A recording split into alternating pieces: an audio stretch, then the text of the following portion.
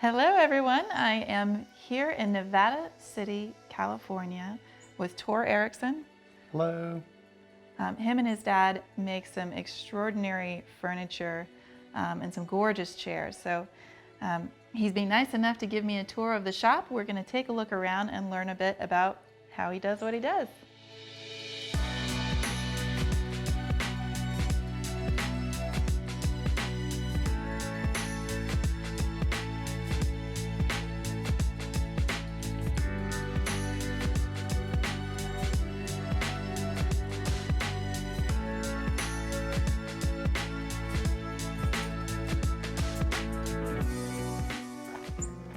So this is madrone, which is a local wood right there.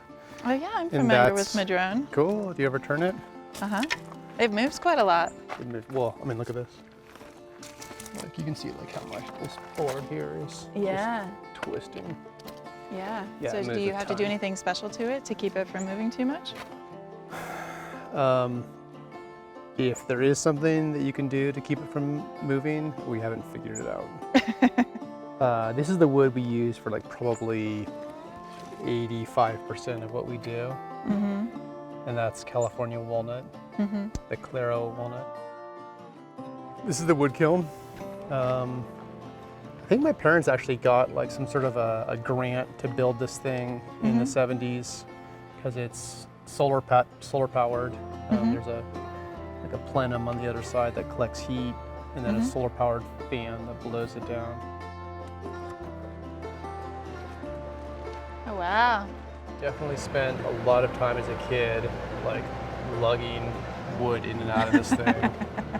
Yeah. 100-degree weather. It's like 115 degrees in there right now. Uh-huh. Usually it's maybe 30 or 40 degrees above the ambient temperature. Here's a board that we've been tracking for a couple of years. You can see like we started taking measurements back in 5/29/17, so like 2 years ago. Good day. It's my birthday. Wow. And your birthday, this was 21%. Uh-huh.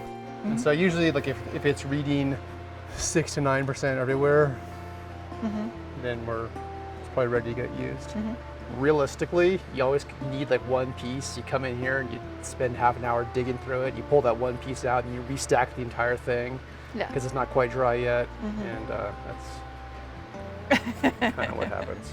So this is a place where if you're working on a chair and it's not quite dry yet, you can actually cut out all the individual parts and then stack them. So you were telling me that you guys are completely off the grid? Yep. About 13 years ago, we put this solar array in, and in the summer, it probably gives us all the power we need for like a shop and 3 or 4 households. Wow. And then we back it up with the diesel generator as necessary. So you never have issues with running things like a table saw or something that's going to draw a lot of power? That's not an issue. It's totally an issue. Oh. Okay, so how do you get around that? You just be very thoughtful about when you turn your tools on.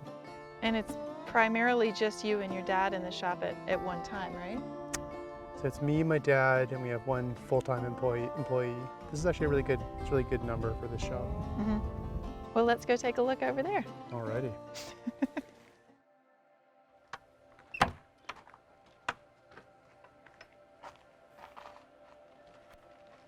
This is an absolutely gorgeous piece. Thank you. It almost looks too pretty to sit in. You should try it out. Yeah, all right.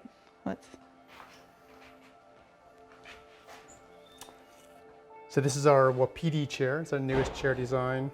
And it's kind of a combination of like a lot of concepts and design vocabulary that my dad came up with. And then I developed it into something new. But like the angles of the seat and the back, and that's all kind of derived from work that my dad has done in terms of like making a chair really comfortable and functional. So tell me about some of the ways that you're putting this beauty together. It doesn't look simple. Yeah, it's not simple. I mean, chairs are almost kind of necessarily complicated because all of the angles in the chair is going to be based off of angles in the human body, which aren't really right angles. Right. And then all of the curves are going to be responsive to the curves of the human body as well. And that just means that you're not building things in like flat, square right angles, which are some of the most convenient things to build. Right. So like for this front leg here, like we really wanted this big, like kind of sweeping, dramatic curve, but you know, the wood grain doesn't really work that way. You'd have a weak point in here somewhere. Right. If you cut it out of a single piece. So what we came up with was we decided to build it out of two pieces, and they get joined together here. And so you can see like here's the templates for the top and the bottom of it, and you can see that joint there where they come together. This chair is designed to be a dining chair, so you can order it in sets. I'm currently working on a set of them right now. But then a chair like a rocking chair, like you're just going to order one rocking chair. Right. And maybe you want to order just that one specific rocking chair for yourself. So it's custom fit, and we'll tailor kind of the dimensions of the seat and the height of the arms for that particular client. Oh, nice. Yeah. So that's true custom furniture. Yeah. Yep. Like that for me is like one of the really cool things about building furniture is that it's not something that is just going to get hung on the wall and it has no engineering requirements, no structural requirements. Right. You know, as you're building a chair, like there's really intense structural requirements for that. It has to be really light, it has to be very strong, and those things work against each other. And so that all comes out in the design process. Yeah. And that's for me like one of the best things about it. For us, those of us that don't know a whole lot about chair making, could you maybe give me an idea about what sets you guys apart from other chair makers and other furniture makers around the country? Yeah. We try really hard to make the most comfortable chair possible. And what I have here is one of the ways that we do that. So this is a back slat from a rocking chair. And you can see it's got a curve there for your lumbar. And we also make these out of 3 laminations of wood that have been glued together over a form in the same way that you might make a bow. And all of that lets this flex quite a bit. So like when you lean back against it, like it's actually going to like flex a lot. And what that does is it gives you like a soft back, but out of wood. Oh, nice. And so it doesn't get glued in at the top or the bottom. It can move in the headboard and in the seat. And this is something that my dad came up with back in the 70s. So do you have examples of these slats in a finished piece? Yeah, we do. You want to try a rocking chair? Yeah, let's check it out. Wow. That is a lot of flex. Yeah. So yeah, try it out. All right. Yeah, that's nice. And so this is like where the process would start, right? You'd like sit in the chair actually, and we would have a conversation about how it feels, and you know, like, are you getting support where you need it? Is the seat deep enough for you? I don't know. What do you think? This feels pretty good to me. Yeah, I'd say the chair actually fits you pretty well. So I would like to hear a little bit more about how you made the decision to become a furniture maker. Obviously, I know that your dad is a furniture maker, so you grew up around that. Is that something that you always knew that you were going to do? No.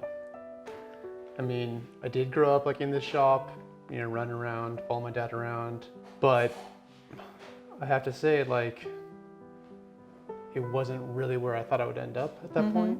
And I think part of it was I had to go off and go to college and travel and, you know, try my own things. I think just eventually I was like, it's actually a really cool job. Yeah. And it's probably one of the better jobs out there. Yeah. And so I came back here in like 2007, I guess, and started working full-time around then, and then became a partner in the business in 2014. Yeah, well, these things were not easy to learn in 1969 when I started. There wasn't much of a tradition of kind of fine woodworking, and so I kind of had to look around and discover things.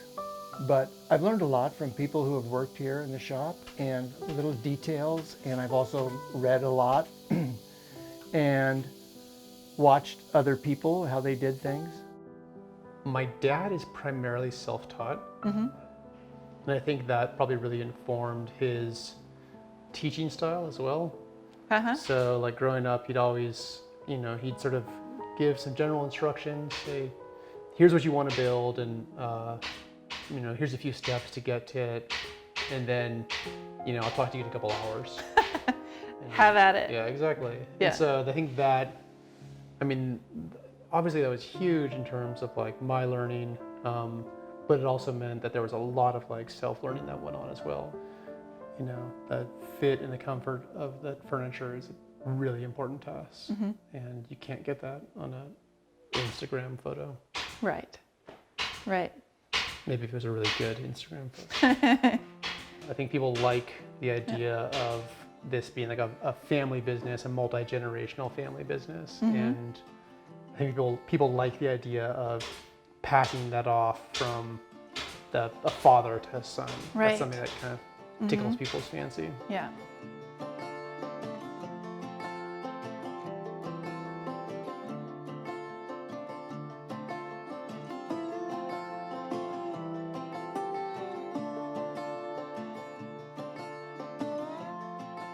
On a tour through their workshop, I spotted a lathe in the corner. So after I learned a bit about the process of chair making, I got to share with them a little bit about wood turning. We turned a knob that they would use on one of their pieces, and I showed them a little finial turning.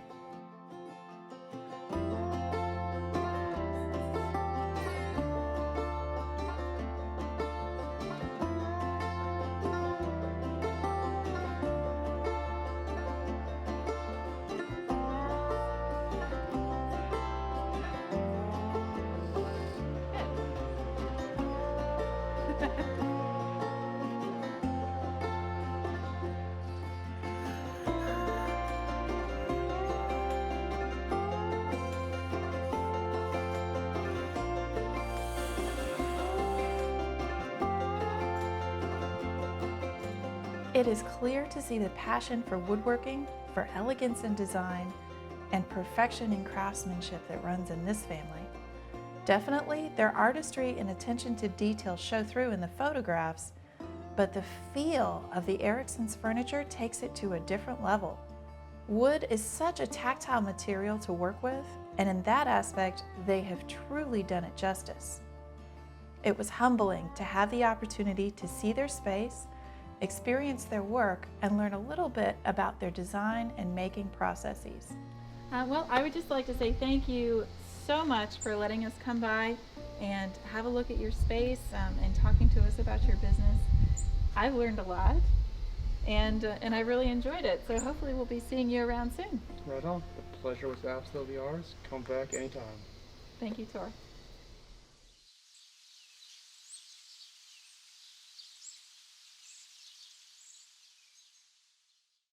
Thank you so much for watching.